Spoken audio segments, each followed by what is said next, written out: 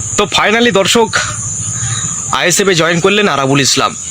হ্যাঁ, একেবারে আইএসএফে জয়েন করেছেন আরাবুল ইসলাম। এমনই খবর সোশ্যাল মিডিয়া জুড়ে ভাইরাল হচ্ছে।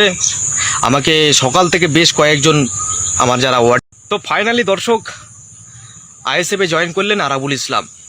হ্যাঁ, একেবারে আইএসএফে জয়েন করেছেন আরাবুল ইসলাম। এমনই খবর সোশ্যাল মিডিয়া জুড়ে ভাইরাল হচ্ছে। আমাকে সকাল থেকে দর্শক ফাইনালি একটি ভিডিও ছোট্ট ক্লিপ আমাদের কাছে এসছে, যেটা শুনলেন। ভাঙড়ে বেতাস বাদশাহ তৃণমূল কংগ্রেসের একাধিক কর্মী এবং দাপটের নেতা আরাবুল ইসলাম, কয়েকটা ছবি আমাদের কাছে ভাইরাল হিসেবে এসছে।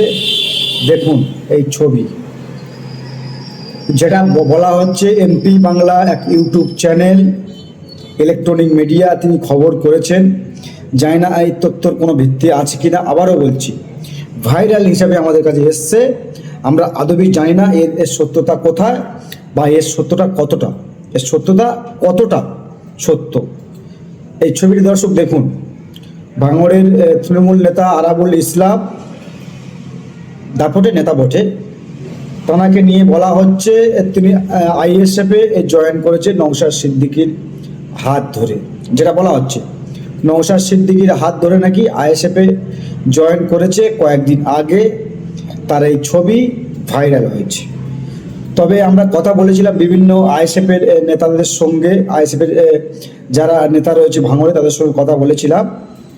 তো ছবিটা দেখে প্রথমে আমাদের মনে হয়েছিল এই ছবিটা ফেক ছবি এবং এআই করা ছবি, প্রথমে মনে হয়েছিল। কিন্তু কিছু কিছু মিডিয়া যখন এমপি বাংলার মতো মিডিয়া যখন খবর করছে, তখন আমরা একটি প্রতিবেদন করতে বাধ্য। আসলে এই সমস্ত ফেক নিউজ, ফেক খবর কিছু ভাইরাল হচ্ছে, যেখানে বলা হচ্ছে ভাঙড়ের তৃণমূল নেতা তিনি আইএসএফে জয়েন করেছে। আপনারা বলবেন এই ছবিটির সত্যতা কতটা। তবে আমার যেটা মনে হচ্ছে এই ছবিটি এআই ছবি।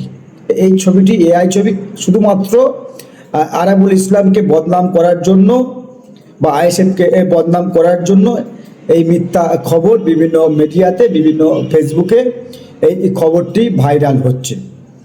আদবি সত্যি কি শওকত মোল্লার ঘনিষ্ঠ বা শওকত মোল্লার সঙ্গে এতদিন কাজ করে এসেছিলেন আরাবুল ইসলাম, তিনি কি সত্যি আইএসএফে জয়েন করতে পারে?